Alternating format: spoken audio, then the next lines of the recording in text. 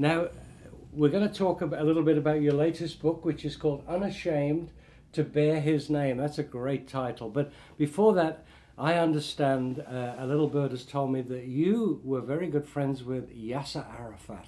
How did that come about?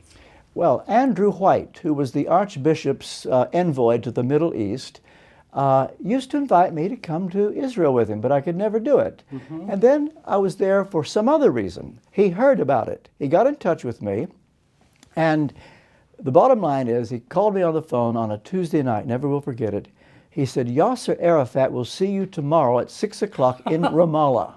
Well, that was the time when the Prime Minister Sharon had closed down his compound. They bulldozed all around it. Yeah. He couldn't get out. No one was allowed in to see him. But Andrew White was the only man on the planet that had the respect of Arafat and Sharon. And he wanted me to meet Arafat. Well, I go in, what we thought would be a perfunctory 15-minute visit. God gave me favor with Arafat. And we stayed an hour and 45 minutes.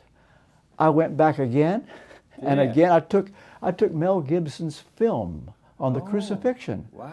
And showed it. Arafat invited all the PLO in, 30 members of the PLO. Yeah. Arafat wept like a baby all through that film. I had lunch with him several times, visited him 5 times, and we became close. And all I did, I promise you, all I did was talk about Jesus who died on the cross. You see, essential to Islamic teaching, a lot of people don't know this, essential to Islamic teaching is that Jesus never actually died on the cross. Allah delivered him from the cross. And the first thing Arafat said to me, well, we believe that Jesus ascended to heaven. I said, Ra'is, he died first, rose from the dead, then ascended to heaven. And I emphasized every time, he died. Ra'is, that's the Arabic word for president. He died.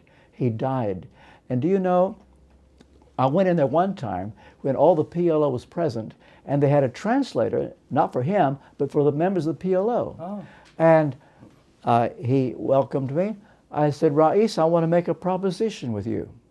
I want you to go public and say, Jesus died on the cross for your sins. The translator shouted, stop! You are trying to convert him. Wow. I thought, well, you're probably right about that. But, you know, Arafat asked him to stop. And I said, look, if you go public and say that Jesus died, stop! I said, I'm trying to get him to say what I think he already believes. Well, he didn't say a word. He just asked this man to stop. I said, if you will go public, I said, I'll stand with you. I'll die with you. I'll die with you. Wow. And I said, what will happen is God will give you a peace unlike anything you've had in your life, assurance that you'll go to heaven when you die. You will encourage Palestinian Christians. You'll send a signal to Arabs all over the Muslim world that have had dreams about Jesus.